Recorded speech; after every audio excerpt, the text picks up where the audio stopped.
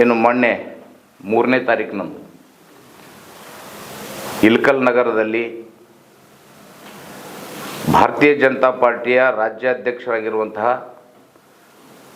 ಯುವ ಉತ್ಸಾಹಿ ನಾಯಕರಾಗಿರುವಂತಹ ಸನ್ಮಾನ್ಯ ವಿಜಯೇಂದ್ರ ಯಡಿಯೂರಪ್ಪಾಜಿ ಅವರ ಆದೇಶದ ಮೇರೆಗೆ ಏನು ಇಳಕಲ್ ನಗರದಲ್ಲಿ ಏನು ರೈತರ ಪ್ರತಿಭಟನೆ ಆಗಬೇಕು, ಭಾರತೀಯ ಜನತಾ ಪಾರ್ಟಿ ರೈತ ಮೋರ್ಚಾದ ನೇತೃತ್ವದಲ್ಲಿ ಏನು ಈ ರೈತ ವಿರೋಧಿ ಸರ್ಕಾರ, ಜನ ವಿರೋಧಿ ಸರ್ಕಾರದ ವಿರುದ್ಧ ಪ್ರತಿಭಟನೆಯನ್ನು ಪ್ರತಿ ತಾಲೂಕಿನಲ್ಲಿ ಹಮ್ಮಿಕೊಳ್ಬೇಕು ಅನ್ನೋಂಥ ರಾಜ್ಯದ ಭಾರತೀಯ ಜನತಾ ಪಾರ್ಟಿ ಆದೇಶದ ಮೇರೆಗೆ ಇಳಕಲ್ ನಗರದಲ್ಲಿ ಭಾರತೀಯ ಜನತಾ ಪಾರ್ಟಿ ನೇತೃತ್ವದಲ್ಲಿ ಸನ್ಮಾನ್ಯ ನಮ್ಮ ಹಿಂದಿನ ಜನಪ್ರಿಯ ಶಾಸಕರಾದಂಥ ದೊಡ್ಡನಗೌಡ ಜಿ ಪಾಟೀಲ್ ಸಾಹೇಬ್ರವರ ನೇತೃತ್ವದಲ್ಲಿ ಮತ್ತು ನಮ್ಮ ಜಿಲ್ಲಾಧ್ಯಕ್ಷರಾಗಿರುವಂತಹ ಶಾಂತಗೌಡರ ಮುಂದಾಳತ್ವದಲ್ಲಿ ಏನು ಬೃಹತ್ ಸಂಖ್ಯೆಯಲ್ಲಿ ಏನು ರೈತರು ಪ್ರತಿಭಟನೆಯನ್ನು ಮಾಡಿದರು.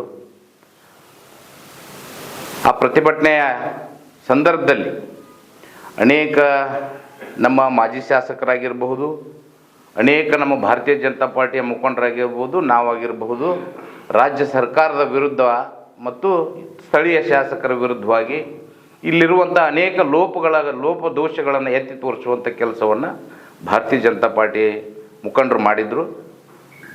ಅದರಂತೆ ಏನು ಇವತ್ತು ಮತ್ತೆ ಶಾಸಕರು, ಇವತ್ತಿನ ಪ್ರಸ್ತುತ ಶಾಸಕರು ಮತ್ತೆ ಪತ್ರಿಕಾಗೋಷ್ಠಿಯನ್ನು ಮಾಡಿ ಕೆಲವು ಮುಖಂಡರನ್ನು ಹೀಯಾಳಿಸುವಂಥ ಕೆಲಸ, ನಮ್ಮ ಮಾಜಿ ಶಾಸಕರನ್ನು ಹೀಯಾಳಿಸುವಂಥ ಕೆಲಸ, ಅವಾಚ್ಯ ಶಬ್ದಗಳನ್ನು ಬಳಸುವಂಥ ಕೆಲಸ ಮುಂದುವರೆದಿದೆ. ಮತ್ತೆ ನಾವು ಅವತ್ತು ಕೂಡ ಹೇಳಿದ್ವಿ, ಅವಾಚ್ಯ ಶಬ್ದಗಳನ್ನು ಬಳಸುವುದನ್ನು ಬಿಟ್ಟು ರಾಜಕೀಯವಾಗಿ ಸಂಸದೀಯ ಪದಗಳನ್ನು ಬಳಸುವಂಥ ವ್ಯವಸ್ಥೆ ಆಗಬೇಕು.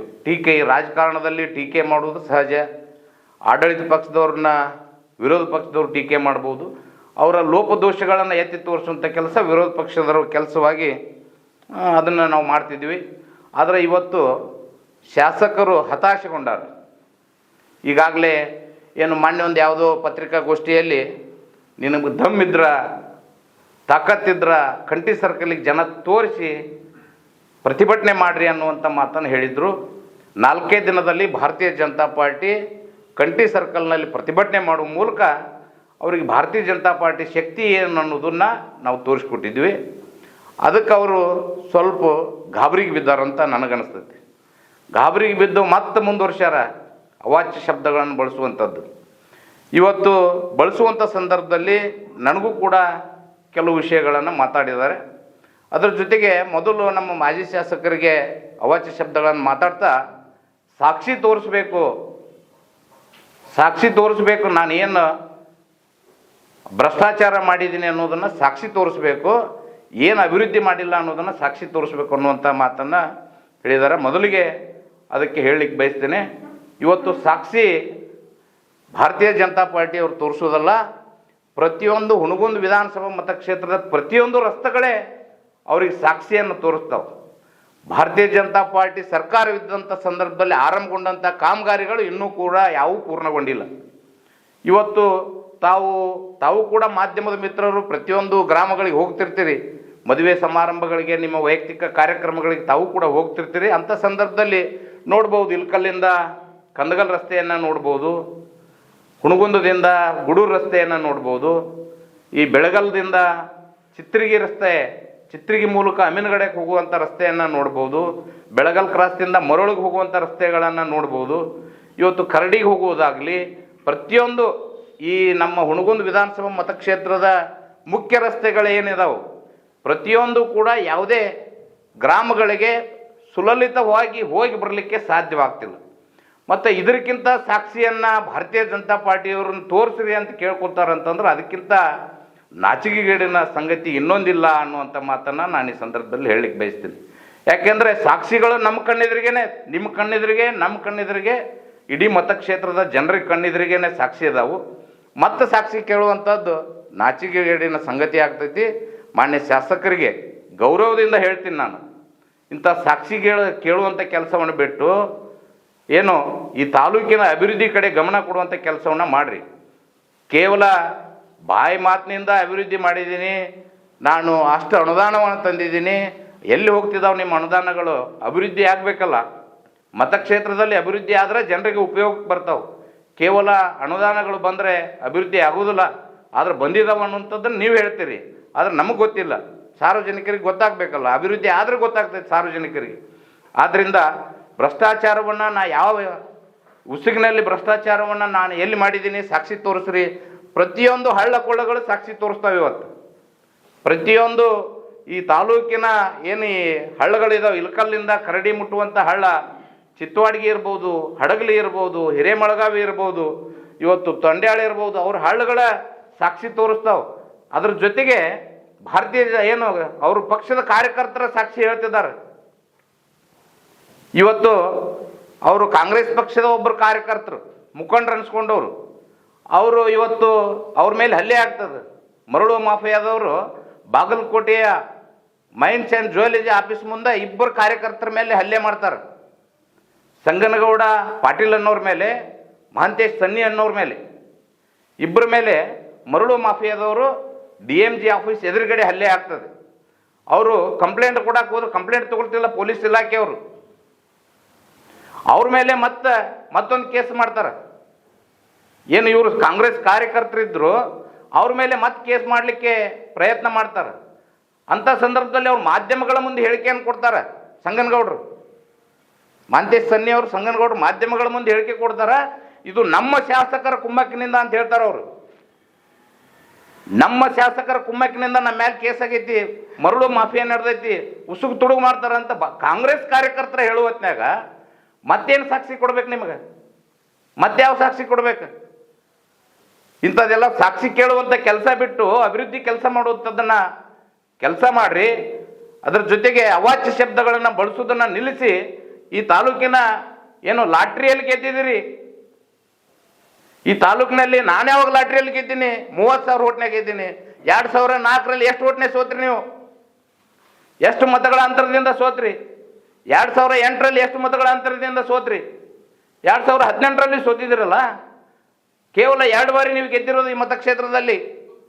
ನಿಮ್ಮ ತಂದೆಯವ್ರ ಕಾಲಾನಂತರ 2 ಬಾರಿ ಗೆದ್ದರೆ ಈ ತಾಲೂಕಿನಲ್ಲಿ ಏನೋ ಅದು ಅವಾಗ ಯಾವ ಪರಿಸ್ಥಿತಿಯಲ್ಲಿ ಗೆದ್ದಿದ್ದೀರಿ? ಅವತ್ತು 2013ರಲ್ಲಿ ಈ ಮತಕ್ಷೇತ್ರದಲ್ಲಿ ಒಬ್ಬರು ದಲಿತರು ಮುಖ್ಯಮಂತ್ರಿ ಆಗಬೇಕು ಅಂತ ಎಲ್ಲ ಇಡೀ ದಲಿತ ಮುಖಂಡರು ಸೇರಿಕೊಂಡು, ಅವತ್ತು KPCC ಅಧ್ಯಕ್ಷರು ಪರಮೇಶ್ವರ್ ಅವರು ಇದ್ದರು, ಖರ್ಗೆ ಅವ್ರ ಮುಂದಾಳತ್ವದಲ್ಲಿ, ಸಿದ್ದರಾಮಯ್ಯನವ್ರ ಮುಂದಾಳತ್ವದಲ್ಲಿ ಚುನಾವಣೆ ನಡೆದವು. ಹಿಂದುಳಿದವರು, ದಲಿತರು, ಪ್ರತಿ ಅಲ್ಪಸಂಖ್ಯಾತರು ಸೇರಿಕೊಂಡು ಅವತ್ತು ಸರ್ಕಾರ ಸಿದ್ದರಾಮಯ್ಯನವ್ರ ಮುಖ್ಯಮಂತ್ರಿ ಆಗಲಿ, ಖರ್ಗೆ ಅವ್ರ ಮುಖ್ಯಮಂತ್ರಿ ಆಗಲಿ, ಪರಮೇಶ್ವರ್ ಅವ್ರ ಮುಖ್ಯಮಂತ್ರಿ ಆಗಲಿ ಅನ್ನುವಂಥ ಕಾರಣಕ್ಕೆ ನಿಮ್ಮನ್ನು ಓಟ್ ಹಾಕಿ ಗೆಲ್ಲಿಸಿದ್ರು. ಅದು ಲಾಟ್ರಿ ಅಲ್ವಾ? ಅದು ನೀವು ನಾವು ಲಾಟ್ರಿ ಒಳಗೆ ಗೆದ್ದಿಲ್ಲ ಅನ್ನುವಂಥದ್ದು ಮಾತನ್ನು ಹೇಳ್ತಿರಲ್ಲ. ಯಾಕೆ 2 ಬಾರಿ ಕಂಟಿನ್ಯೂಸ್ ಗೆಲ್ಲಿಲ್ಲ ನೀವು ಈ ಮತಕ್ಷೇತ್ರದಲ್ಲಿ? ದೊಡ್ಡನಗೌಡರು 2004-8 2 ಬಾರಿ ಗೆದ್ರು. ನೀವು ನಿನ್ನ ಶಕ್ತಿ ಮೇಲೆ, ನಿಮ್ಮ ಪರಮಶಕ್ತಿ ಮೇಲೆ ನೀವು ಚುನಾವಣೆ ಗೆಲ್ಲೋದಾಗಿದ್ರ ಗೆಲ್ಲಬೇಕಾಗಿತ್ತಲ್ಲ ಕಂಟಿನ್ಯೂಸ್ ಆಗಿ. ವೀರೇಶ್ ಉಂಡೋಡಿ ಅವ್ರು ಯಾವ ಪಕ್ಷದಾಗ ಅದಾರ ಅನ್ನೋದು ಗೊತ್ತಿಲ್ಲ. ನಾ ಯಾವ ಪಕ್ಷದಾಗ ಅದೀನಿ ಅಂತೇಳಿ ನೀವು ಭೂಮಿ ಮೇಲೆ ಇದ್ರೆ ಗೊತ್ತಾಗ್ತಿತ್ತು. ಆಕಾಶದಾಗ ಅದೀರಿ, ಯಾಕಂದ್ರೆ ಲಾಟ್ರಿ ಒಳಗೆ ಗೆದ್ದುಬಿಟ್ಟಿರಿ. ಲಾಟ್ರಿ ಒಳಗೆ ಗೆದ್ದುಬಿಟ್ಟಿರಿ, ಆಕಾಶದಾಗ ಅದೀರಿ. ಕೆಳಗಿದ್ರಪ್ಪ ಅಂದ್ರೆ ಗೊತ್ತಾಗ್ತಿತ್ತು. ನಿಮ್ಮ ಪಕ್ಷದ ಕಾರ್ಯಕರ್ತರು ಎಲ್ಲಿದಾರ ಅನ್ನೋದೇ ನಿಮಗೆ ಗೊತ್ತಿಲ್ಲ. ಇನ್ನು ಭಾರತೀಯ ಜನತಾ ಪಾರ್ಟಿ ಕಾರ್ಯಕರ್ತರ ಬಗ್ಗೆ ನಿಮಗೆ ಯಾಕೆ ಗೊತ್ತಾಗ್ತದೆ? ನಿಮ್ಮ ಪಕ್ಷದ ಕಾರ್ಯಕರ್ತರು ಎಲ್ಲಿದಾರ ಅನ್ನೋದೇ ನಿಮಗೆ ಗೊತ್ತಿಲ್ಲ. ಯಾರೂ ಬರ್ತಿಲ್ಲ. ಸಿಳ್ಳೆ ಕೇಕೆ ಹೊಡಿತಿದ್ರು 2.5 ವರ್ಷದಿಂದ, ಚಪ್ಪಾಳಿ ಹೊಡೆಯೋರಿಲ್ಲ. ಆದರೂ ಕೂಡ ಇನ್ನೂ ವಿರೋಧ ಪಕ್ಷದವ್ರ ಮೇಲೆ ಟೀಕೆ ಮಾಡುವಂಥ ಕೆಲಸವನ್ನು ಮುಂದುವರಿಸಿದಿರಿ. ಕೂಡಲೇ ನಿಲ್ಲಿಸ್ರಿ. ಅವಾಚ್ಯ ಶಬ್ದಗಳನ್ನು ಬಳಸೋದು ನಿಲ್ಲಿಸ್ರಿ. ಈ ತಾಲೂಕಿಗೆ ಏನು ಲಾಟ್ರಿ ಒಳಗೆ MLA ಆಗಿದ್ರಿ, ಅಭಿವೃದ್ಧಿ ಮಾಡಿ ತೋರಿಸ್ರಿ. ಏನು 30,000 ಓಟ್ನಿಂದ ಗೆದ್ದೀನಿ ನಾನು. ಇವತ್ತು ನಿಮ್ಮ ಕಾರ್ಯಕರ್ತರ ಹೇಳ್ತಾರ, ಇವತ್ತು ಚುನಾವಣೆ ನಡೆದ್ರ ಆ 30,000 ಓಟ್ನಿಂದ ನಾವು ಸೋಲ್ತೀವ್ರಿ, ಏನು ಮಾಡೋದು, ನಮ್ಮ ಪರಿಸ್ಥಿತಿ ಇಲ್ಲಿಗೆ ಬಂದೈತಿ ಅಂತ ಹೇಳ್ತಾರೆ. ನಿಮ್ಮ ಕಾಂಗ್ರೆಸ್ ಕಾರ್ಯಕರ್ತರು ನಮ್ಮ ಸ್ನೇಹಿತರ, ಅನೇಕ ಜನ ಸ್ನೇಹಿತರಿದ್ದಾರೆ ನಮ್ಗೆ, ಅವರೆಲ್ಲ ಕೂಡ್ತಿರ್ತೀವಿ. ಅವ್ರು ಹೇಳ್ತಾರ, ಇಲ್ರಿ ಇವತ್ತೇ ಚುನಾವಣೆ ನಡೆದ್ರೆ ಅದೇ 30,000 ಓಟ್ನೇ ಸೋಲ್ತೀವಿ. ಅವ್ರಿಗೆ ಗೊತ್ತಿಲ್ಲ ಪಾಪ. ನೀವು ಚುನಾವಣೆಗೆಲ್ಲ ಹೋರಾಟ ಮಾಡಬೇಕಾಗಿಲ್ಲ, ನೀವು ಠೇವಣಿ ಉಳಿಸ್ಕೊಳಕ್ಕೆ ಹೋರಾಟ ಮಾಡ್ಬೇಕಿನ್ನು ಮುಂದಿನ ಚುನಾವಣೆ ಒಳಗೆ. ಠೇವಣಿ ಉಳಿಸ್ಕೊಳಕ್ಕೆ ಹೋರಾಟ ಮಾಡ್ಬೇಕು. ಇವತ್ತೇ ಚುನಾವಣೆ ನಡೆದ್ರೆ ನೀವು ಭೂಮಿ ಮೇಲೆ ಇಲ್ಲಲ್ಲ, ನಿಮ್ಗೆ ಗೊತ್ತಾಗ್ತಿಲ್ಲ ಅದು ಎಲ್ಲಿದಾರ ನಿಮಗೆ ದುಡ್ದಂಥ ಕಾರ್ಯಕರ್ತರು. ವೀರೇಶ್ ಉಂಡೋಡಿ ಏನೋ ಹಾಕ್ಕನಂತ ಮಾಡಿದ್ರಂತ, ಏನು MLA ಸ್ಥಾನ ಕೊಡ್ತಿದ್ರಿ, ನನಗೆ ಬಿಟ್ಟು ಕೊಡ್ತಿದ್ರಿ, ನೀವು ಮಾಡ್ತಿದ್ರಿ. ಭಾರತೀಯ ಜನತಾ ಪಾರ್ಟಿ 2 ಬಾರಿ ಜಿಲ್ಲಾ ಪಂಚಾಯತ್ ಮೆಂಬರ್ ಮಾಡಿದೆ, ನಾನು 2 ಬಾರಿ ಜಿಲ್ಲಾ ಪಂಚಾಯತ್ ಸದಸ್ಯನನ್ನಾಗಿ ಮಾಡಿದೆ. ಏನಾದರೂ ಮಾಡದಿದ್ರೆ ಭಾರತೀಯ ಜನತಾ ಪಾರ್ಟಿ ಮಾಡುತ್ತೆ, ನನ್ನ ಯಾರೋ ಮಾಡೋ ಅವಶ್ಯಕತೆ ನನಗಿಲ್ಲ. ಆದ್ದರಿಂದ ಇಂತಹ ಕೆಟ್ಟ ಪದಗಳನ್ನು, ಅವಾಚ್ಯ ಶಬ್ದ ಪದಗಳನ್ನು ಬಳಸುವುದನ್ನು ಕೂಡಲೇ ನಿಲ್ಲಿಸಿ. ಏನು 30,000 ಓಟ್ನಲ್ಲಿ ಗೆದ್ದಿನ ನಾನು ಅಂತಿರಲ್ಲ, ಆ 30,000 ಓಟ್ ಹಾಕಿ ಗೆಲ್ಲಿಸಿದಂಥ ಜನರ ಸೇವೆ ಮಾಡುವಂಥ ಕೆಲಸ ಮಾಡಿರಿ. ನಿಮ್ಮ ಪಕ್ಷದವರು, ನಿಮಗೆ ದುಡ್ದವರು ಏನು ಸಾಕಷ್ಟು ಜನ ಅದಾರ, ನಿಮ್ಮಲ್ಲಿ ಸಾಕಷ್ಟು ಜನ ಅದಾರ. ಅವ್ರಿಗೆ ಬಿಟ್ಕೊಟ್ಟು ಏನಾದರೂ ಮಾಡಿರಿ ಅವ್ರನ್ನ.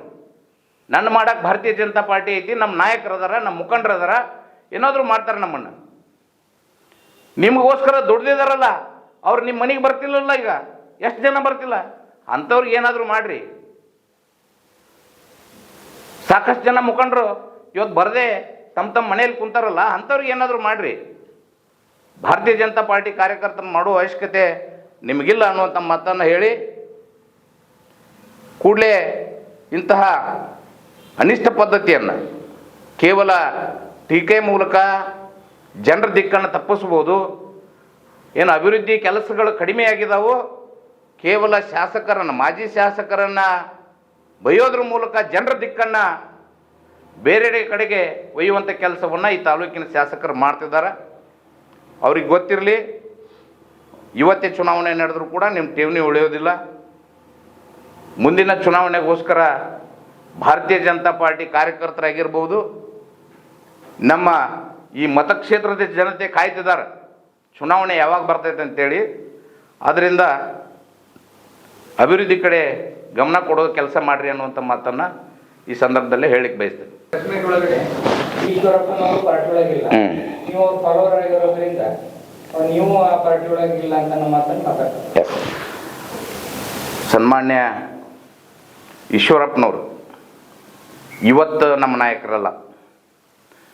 ನಾನು ರಾಜಕಾರಣಕ್ಕೆ 2004ರಲ್ಲಿ ನಮ್ಮ ತಂದೆಯ ಕಾಲ ನಂತರ ನಾನು ರಾಜಕಾರಣಕ್ಕೆ ಬಂದಿದ್ದು.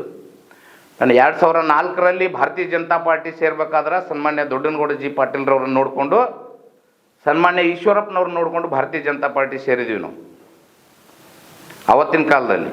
ಅವತ್ತಿನಿಂದ ಇವತ್ತಿನವರೆಗೂ ನಮ್ಮ ನಾಯಕರ ಅವರು ಭಾರತೀಯ ಜನತಾ ಪಾರ್ಟಿಯನ್ನು ನನ್ನ ತಾಯಿ ಅಂತ ಇವತ್ತಿಗೆ ಹೇಳ್ತಾರೆ. ಯಾರು? ಸನ್ಮಾನ್ಯ ಈಶ್ವರಪ್ಪನವರು.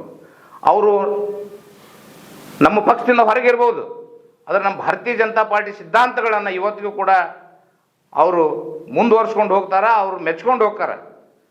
ಆದರೆ ಅವರು ವೈಯಕ್ತಿಕ ವಿಷಯಗಳು, ಅವ್ರು ರಾಜಕೀಯ ಏನೇ ಬೇರೆ ಪಕ್ಷದಲ್ಲಿದ್ದರೂ ನನ್ನ ರಾಜಕೀಯ ಭಾರತೀಯ ಜನತಾ ಪಾರ್ಟಿಯಲ್ಲಿ. ಆದರೆ ಈಶ್ವರಪ್ಪನವರು ನಮ್ಮ ನಾಯಕರು, ಇವತ್ತು ನಾಯಕರು, ಮುಂದೂ ನಾಯಕರು ಅವರು. ಆದ್ದರಿಂದ ಈಶ್ವರಪ್ಪನವ್ರು ಬಂದಂಥ ಸಂದರ್ಭದಲ್ಲಿ ಇವತ್ತಲ್ಲ, ಯಾವಾಗಲೂ ಕೂಡ ಇವತ್ತು ನೋಡಿರ್ಬೋದು ಅವರು. ನಾನು ಯಾವತ್ತು 2004ರಿಂದನೂ ಈಶ್ವರಪ್ಪನವರು ಈ ಬಾಗಲಕೋಟೆ ಜಿಲ್ಲೆಗೆ ಬಂದಾಗ, ಉತ್ತರ ಕರ್ನಾಟಕ ಬಂದಾಗ ಅವ್ರ ಜೊತೆಗಿರುವಂಥದ್ದು ನನ್ನ ಕೆಲಸ ನಾನು ಅವತ್ತಿಂದ ಮಾಡ್ಕೊಂಡ್ಬಂದೀನಿ, ಮುಂದೂ ಮಾಡ್ತೀನಿ ಅಂತ ಹೇಳ್ತೀನಿ ಅವರಿಗೆ. ಈಶ್ವರಪ್ಪನವ್ರು ಯಾವ ಪಾರ್ಟಿ ಒಳಗೆ ಇರ್ತಾರಂತ ಮುಖ್ಯ ಅಲ್ಲ, ಅವರು ನಮ್ಮ ನಾಯಕರು ಅಂತ ಒಪ್ಕೊಂಡಿವಿ, ಅವ್ರ ಜೊತೆಗೆ ನಾವು ಇರ್ತೀವಿ. ಅದು ನನ್ನ ಏನು ಪಕ್ಷ ಐತಿ ಭಾರತೀಯ ಜನತಾ ಪಾರ್ಟಿನ, ನಾವು ಭಾರತೀಯ ಜನತಾ ಪಾರ್ಟಿ ಜೊತೆಗೆ ಇರ್ತೀವಿ. ದುನ್ನಗೌಡರಿಗೆ ನಿಮಗೆ ಹೊಂದಾಣಿಕೆ ಇಲ್ಲ ಅಂದ್ರೆ ಮತ್ತು ಪ್ರತಿಭಟನೆ ದಿವಸ ಬೇರೆ ಮುಖಂಡು ಪ್ರತಿಭಟನೆ ಭಾಗವಹಿಸಿರಂತಂದ್ರೆ ಭಾರತೀಯ ಜನತಾ ಪಾರ್ಟಿ ನಮ್ಮ ಹಿರಿಯರು, ನಮ್ಮ ಮಾರ್ಗದರ್ಶಿ, ನಮ್ಮ ಹಿರಿಯರು ಏನು ಹೇಳ್ಯಾರ, ಭಾರತೀಯ ಜನತಾ ಪಾರ್ಟಿ ನನ್ನ ತಾಯಿ ಸ್ಥಾನದಲ್ಲಿಟ್ಟು ನೋಡ್ತೀನಿ ಅಂತ ಮಾತನ್ನು ಹೇಳ್ಯಾರ. ನಾನು 2004ರಲ್ಲಿ ರಾಜಕಾರಣಕ್ಕೆ ಬರೋದನ್ನ ಪೂರ್ವದಲ್ಲಿ ಅವರಿಗೆ ಗೊತ್ತಿರಲಿ, ವೀರೇಶ್ ಉಂಡೋಡಿ ಏನಾರು ಹಾಕಿದ್ದ ಅನ್ನೋದಕ್ಕಿಂತ ಕಾಶ್ಯಪ್ನವ್ರ ಮಣಿತನ ಏನಾರು ಆಗೈತೆ ಅಂದ್ರೆ ಉಂಡೋಡಿಯವ್ರ ಮಣಿತನದ ಹಿನ್ನೆಲೆ ಅದರೊಳಗೆ ಐತಿ ಅನ್ನೋದನ್ನು ಅವ್ರು ತಿಳ್ಕೊಬೇಕು. ರಾಜಕೀಯ ಹಿನ್ನೆಲೆ ಕೇವಲ ಇವತ್ತು ಅಧಿಕಾರದಲ್ಲಿದ್ದೀನಿ ಏನು